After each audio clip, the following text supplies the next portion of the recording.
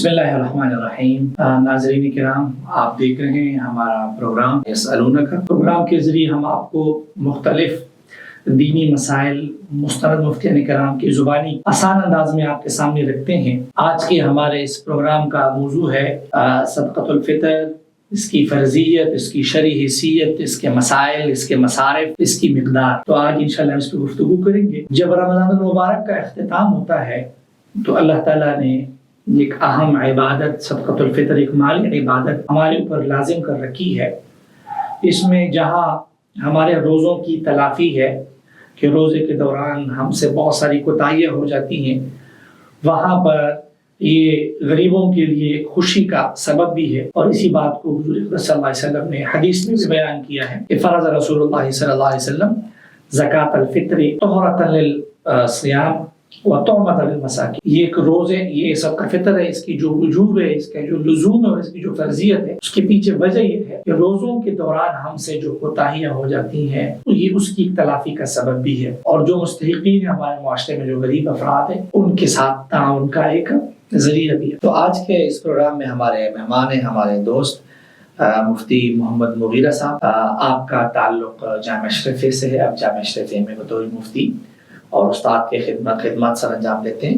اس کے علاوہ ماشاءاللہ مفتی صاحب لاہور کے ایک بہت بڑے مسجد میں امام اور خطیب بھی ہیں، اور آپ کو فقہ اور فتویٰ کے مسائل میں بہت ہی ماشاءاللہ ایک بااستعداد اور ایک گہری صلاحیت حاصل ہے، اور بہت ساری عوام اور علماء اور طلباء آپ سے فقہ اور فتویٰ کے باب میں استفادہ حاصل کرتے ہیں۔ تو آج ہم مفتی صاحب سے جو صدقہ فطر کے جو اہم مسائل ہیں وہ ہم جانیں گے۔ اس سب آپ کا بہت شکریہ ہمارے اس پروگرام میں آنے کا۔ اللہ آپ کو سلامت رکھے، آپ نے دعوت دی۔ جی ہم آتے ہیں مسائل کی طرف۔ سب سے پہلا جو مسئلہ ہے وہ آپ ہمیں آسان انداز میں سمجھائیں کہ صدقہ فطر کس پر واجب ہے۔ دوسری تعبیر میں آپ یہ کہہ سکتے ہیں کہ اس کا نصاب کیا ہے۔ بسم اللہ الرحمن الرحیم، اللہم صلی علی محمد وعلی آل محمد وبارک وسلم۔ صدقہ فطر کے فرضیت کے اعتبار سے نصاب کے معاملے میں سب سے آسان بات تو یہی ہے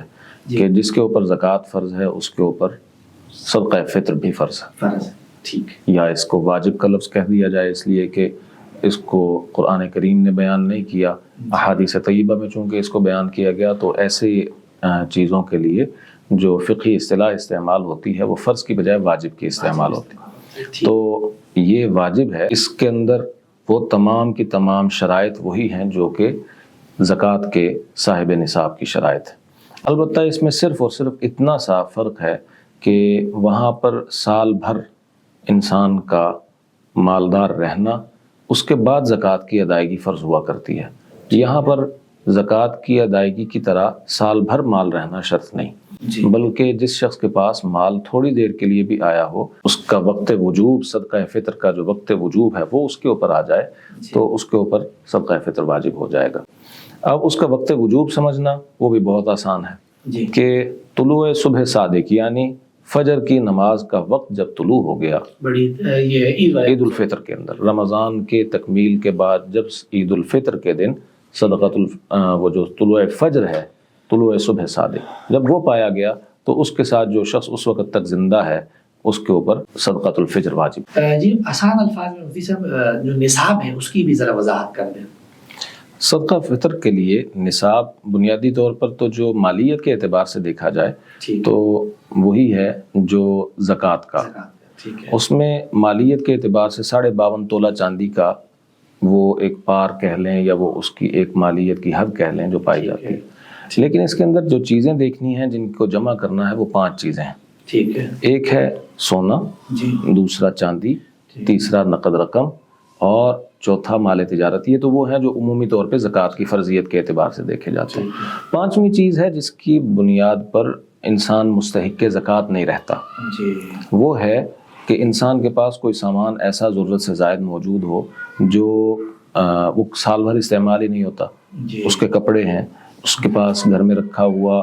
بستر وغیرہ کا سامان ہے، اس کے پاس کچھ ایسی چیزیں ہیں جو پرانی ہو چکی ہیں اور وہ گھر کے سٹور روم میں پھینک دی اور ان کی مالیت موجود ہے، تو یہ 5ویں چیز کو بھی اس میں شامل کر کے یہ 5 چیزوں کی مالیت ملا کر یہ دیکھنا ہے کہ یہ 52.5 تولہ چاندی کی قیمت کے برابر بنتی ہے کہ نہیں۔ اگر 52.5 تولہ چاندی کی قیمت پوری ہو رہی ہو تو پھر ایسی صورت میں یہ شخص اتنا مالک ہے، اتنی چیز کا مالک ہے کہ اس کے اوپر صدقہ فطر واجب ہو چکا ہے۔ صدقہ فطر صرف اپنی طرف سے دینا ضروری ہے یا اس میں بالغ اولاد اور نابالغ اولاد اور بیوی بچے ان کی طرف سے بھی دینا ضروری ہے؟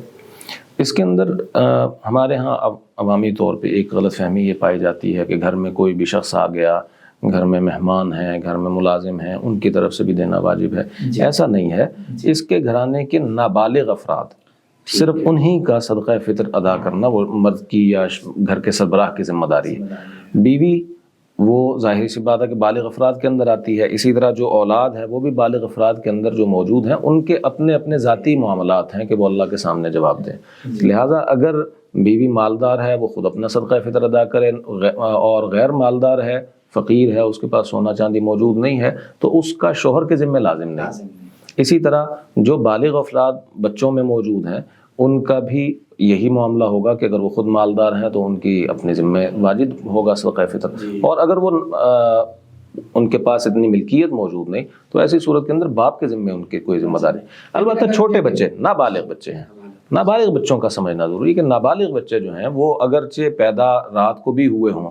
وہ موجود ہیں عید کی رات کو، وہ 30ویں روزے 29ویں روزے کو ان کی پیدائش ہوئی ہے اور صدقہ وہ فطر کے وجوب جو طلوع صبح صادق کا وقت ہے اس وقت وہ موجود ہیں، تو ان کا باپ کے ذمہ لازم ہے، نابالغ افراد کا۔ لیکن اگر کوئی بندہ اپنی بیوی اور بالغ اولاد کا بھی دینا چاہے تو یہ ان کی اجازت کے ساتھ ہو۔ اگر وہ مالدار ہیں تو ان کے ذمہ واجب تھا، اگر ان کے ذمہ واجب ہے ان کی طرف سے جب وہ ادا کرے گا تو ان کی اجازت کے ساتھ دے، یا ان کو بتلا کر دے کہ میں آپ کی طرف سے ادا کر رہا ہوں۔ ہمارے ہاں ان کی طرف سے ادا کر دیا گیا اور پھر ان کو یہ بھی علم نہیں کہ ہماری طرف سے ادا کیا گیا ہے، اور وہ خود بھی نہیں، اجازت بھی نہیں دے رہے، نہ ان کی درخواست تھی، نہ انہوں نے وکالت دی، تو پھر اس صورت میں تو بغیر بتلائے تو اس کی زکوٰۃ کی ادائیگی، جس طرح زکوٰۃ کی ادائیگی نہیں ہے صدقہ فطر کی بھی ادائیگی نہیں۔ جو صدقہ فطر ہے اس کی مقدار کیا ہے مختلف اجناس کے حوالے سے؟ ایک تو اس میں یہ سمجھنا بہت ضروری ہے کہ ادارے آج کل عوامی سہولت کے لیے قیمت کے اندر اس کو بیان کیا کرتے ہیں، لیکن قیمت کی بجائے اس کو اصل جو اس کے معیار ہیں اور مقدار ہے اس کو سمجھ لیا جائے تو ہر شخص کے لیے اس کی یہ سوال ختم ہو جاتا ہے کہ اس کا آج کل کتنا ریٹ کتنا چل رہا ہے، یہ کتنا، بس وہ معیار اور مقدار سامنے رہنا چاہیے۔ جو صدقہ فطر کے وجوب کے جو اجناس ہیں وہ تو 3-4 ہیں۔ پہلے تو ہے ایک گندم ہے، جو ہے، کشمش ہے، کھجور ہے، یہ 4 چیزیں ہیں جن کے اندر سے حضور صلی اللہ علیہ وسلم نے جو اوزان اور طریقہ کار متعین فرمایا وہ ان 4 چیزوں کے بارے میں بیان فرمایا۔ جب یہ 4 چیزیں ہیں تو ان میں سے ایک اکلوتی چیز جس کی عرب کے اندر ایک نادر سمجھی جاتی تھی وہ تھی گندم، اس کو کم رکھا گیا، اس کی باقی سب کے سب جو ہیں وہ 1 سا مکمل ہے، پورا کا پورا 1 سا، اور وہ 1 سا جو ہے وہ تقریباً 3.5 کلو کے قریب اس کا وزن بنتا ہے ہمارے رائج وزن کے اعتبار سے۔ لہٰذا اگر کوئی شخص جو، کھجور اور کشمش ان تینوں میں سے ادا کرنا چاہے اور وہ بڑھ کر مال اچھے انداز میں لوگوں کے سامنے دینا چاہتا ہے کہ کچھ نہ کچھ مقدار کسی غریب فقیر تک پہنچ جائے، تو پھر ان میں سے جس کی مقدار کی اس کے پاس وسعت اور گنجائش موجود ہے وہ اس میں سے ادائیگی کر دے۔ اور اگر کوئی فقیر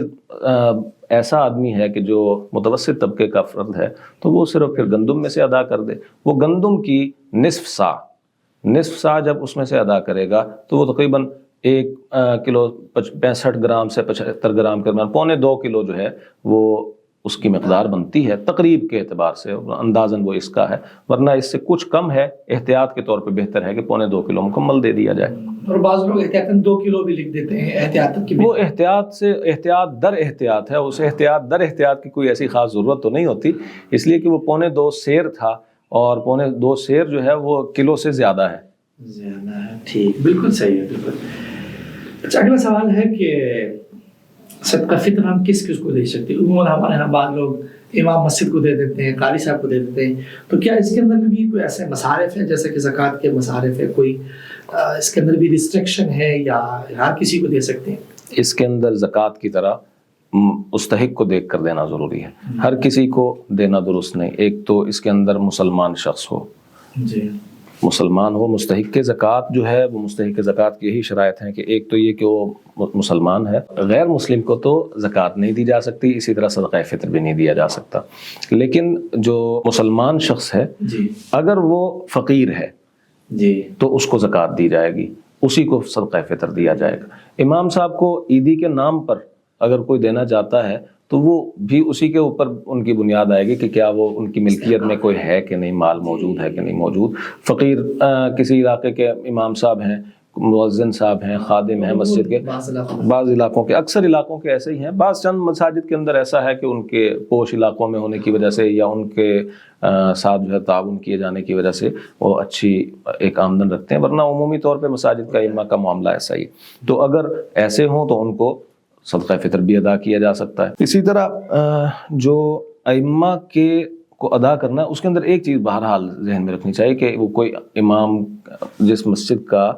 امام ہے اس کی کمیٹی کا کوئی فرد تنخواہ کے یا اس کی عیدی یا بونس کے نام پر نہ اس کو دے رہا ہو, اجرت کے طور پہ جس طرح زکوٰۃ نہیں دے سکتی. جی یہ نہ ہو کہ وہ اس کا جو طے شدہ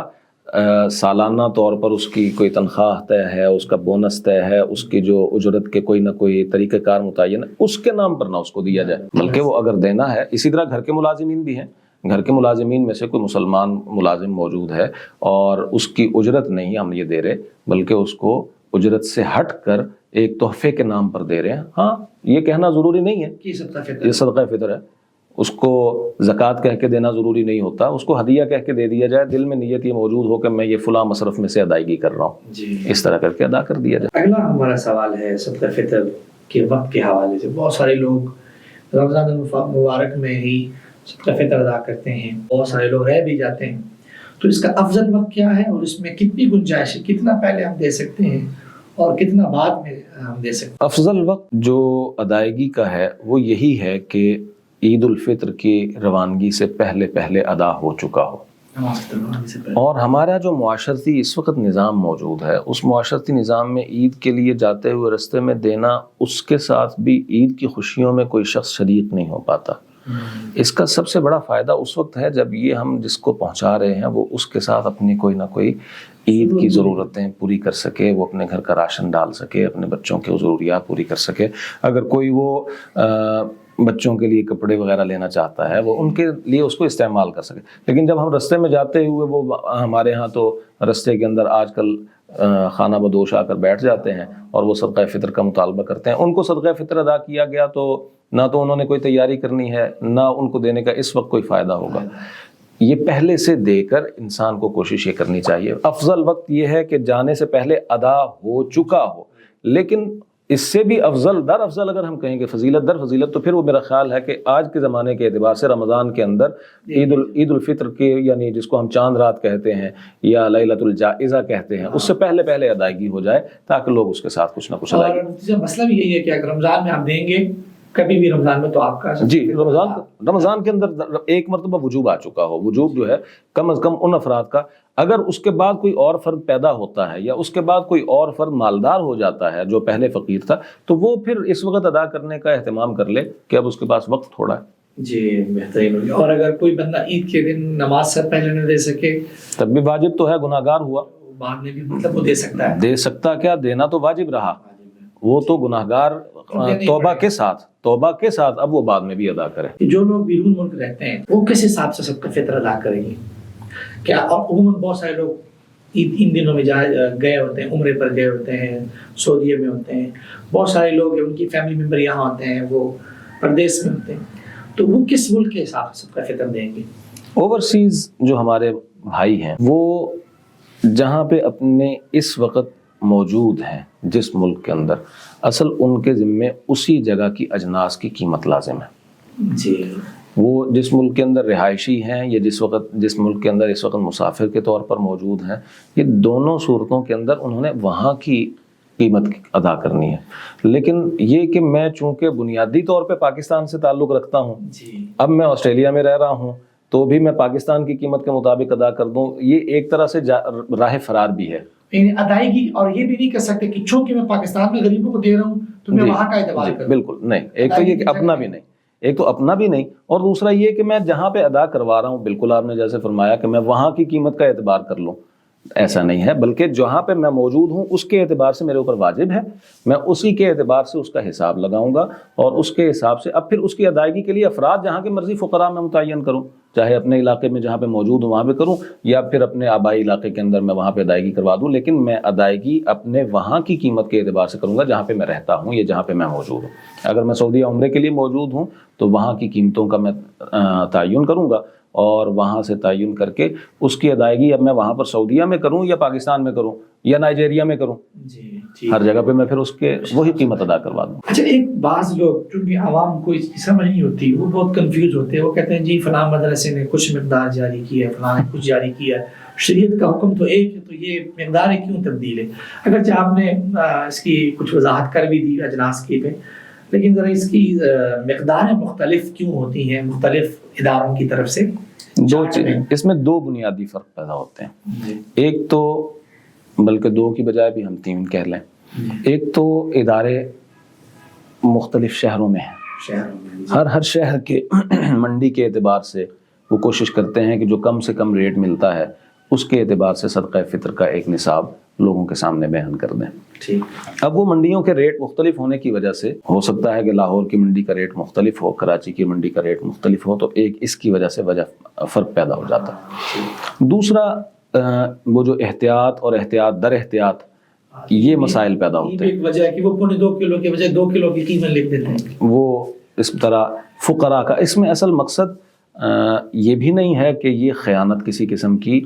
زکوٰۃ کا یا فطرانہ ادا کرنے والے کے ساتھ کوئی خیانت کی جاتی، بلکہ اس میں انفع للفقراء کا ایک بہت بڑا اصول ہے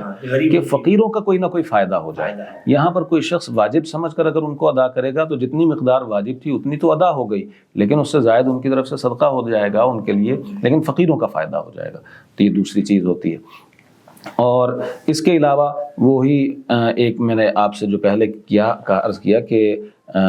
جو ایک ہے احتیاط، ایک ہے پورا، اور ایک ہے اس کے اندر مزید احتیاط شامل کرنا، وہ احتیاط اضافی جو ہے اس کی جو ضرورت نہیں ہوتی، شرعی طور پہ اس کی ضرورت نہیں ہوتی۔ اصل بات یہی ہے جس طرح آپ نے فرمایا کہ ہمیں اجناس کا معلوم ہونا چاہیے، پھر ہم یہ کنفیوژن بھی ہمیں نہیں ہوگی، ہمیں پتہ ہو کہ اصل چیز جنس ہے جو مختلف اجناس ہے۔ اور ویسے ہمارے ہاں تو عرب حضرات تو اس میں بڑی سختی کرتے ہیں، وہ کہتے ہیں قیمت نہیں دے سکتے، جنس دینا ضروری ہے، کیونکہ ہمارے ہاں ایسا نہیں ہے، قیمتیں ہی آپ دے سکتے ہیں۔ اچھا، ایک اہم مسئلہ یہ بھی ہے کہ کیا ہم کئی لوگوں کا صدقہ فطر ہم ایک بندے کو دے سکتے ہیں؟ اس میں ایسی کوئی پابندی تو نہیں ہے ایک کا کئی لوگوں کو یا کئی لوگوں کا ایک بندے کو؟ کئی کا ایک کو دینے میں تو کوئی حرج کی بات نہیں، کیونکہ اس کے ساتھ اس کو کچھ نہ کچھ بہتر مالیت حاصل ہو جائے گی، لیکن ایک کا مثال کے طور پر 300 روپیہ ایک صدقہ فطر، وہ تو پھر یہ ہے کہ اس میں بہتر یا غیر بہتر کا معاملہ ہے، جواز عدم جواز کا معاملہ نہیں ہے، بس اس میں یہ ہے کہ پھر جتنے فقراء تک اس چیز کو پہنچانے کی کوشش کی جا سکے اتنا بہتر ہے۔ لیکن جو کم از کم مقدار میں ہے، جو ایک بندہ میں اپنی طرف سے گندم کے اعتبار سے ادا کر رہا ہوں اور 300 روپیہ فطرہ، وہ میں پھر اب ایک کو دینے کی بجائے وہ 3 افراد میں بانٹ دوں اور اس کا کسی ایک کا بھی بھلا نہ ہو، اس طرح کے بھی تقسیم سے بچنے کی کوشش کرنی چاہیے۔ کسی نہ کسی فقیر کا کوئی اچھے انداز میں بھلا ہو، اس کا کوئی فائدہ ہو، اور ہم صرف اور صرف یہ نہیں کہ جس طرح بھیک تقسیم کرتے ہیں یا جس طرح مانگنے والوں کو کچھ نہ کچھ تقسیم کیا جاتا ہے اس انداز میں نہ دیا جائے کہ ان کو 10-50 کر کے تقسیم کرتا چلا جائے، ایک مناسب مقدار فقیر کے کام آنے والی اس کے حوالے کی جائے۔ جی، ایک اور مسئلہ بھی جس طرح ہمارے کتابوں میں لکھا ہے کہ اگر کوئی بچہ عید کی رات پیدا ہو، عید سے 1-2 دن پہلے پیدا ہو، تو اس کا صدقہ فطر بھی ادا کرنا ضروری ہے، اس کی بھی ذرا وضاحت فرما دیں۔ بس وہ میں نے جیسے آپ کے سامنے ابھی پہلے عرض کیا کہ جو طلوع صبح صادق، طلوع فجر، وہ اصل وقت ہے کہ جو وہ ہو گیا تو اس کے وقت جو افراد موجود ہیں اس کے اوپر صدقہ فطر واجب ہو گیا، ان کی طرف سے واجب ہو گیا سرپرست کے ذمے، یا وہ اگر خود ذمہ دار اور مالدار آدمی ہیں تو ان کے ذمے اپنے اوپر آ گیا۔ تو اب رات کو جو بچہ پیدا ہوا اس کا ظاہر سی بات ہے کہ وہ طلوع صبح صادق سے پہلے ایک جان اس دنیا کے اندر وجود میں آ چکی ہے، اس کا اس کے والد کے ذمے صدقہ فطر واجب ہے۔ اور اگر کوئی اسی طرح طلوع صبح صادق سے پہلے وفات پا جائے تو اس کا صدقہ فطر واجب نہیں رہے گا، اب اس کی ذمہ داری نہیں رہے گی۔ اسی طرح وہ چاہے خود مالدار تھا یا فقیر تھا، بچہ تھا، تو اس کا صدقہ فطر طلوع صبح صادق سے پہلے دنیا سے چلے جانے کی بنیاد پر واجب نہیں رہتا۔ مفتی صاحب آپ کا بہت شکریہ، آپ نے ماشاءاللہ بڑے احسن انداز میں اور بڑے سہل اور آسان انداز میں صدقہ فطر کو اور اس کی تمام اہم مسائل کو بیان کیا، اور ہمارا فرض بنتا ہے کہ جب ہم کوئی عبادت ہم ادا کر رہے ہو تو ہم اس عبادت کا طریقہ، اس کی حیثیت اور اس کے مسائل کو جانیں۔ اللہ تعالی ہم سب کو عمل کی توفیق نصیب فرمائے۔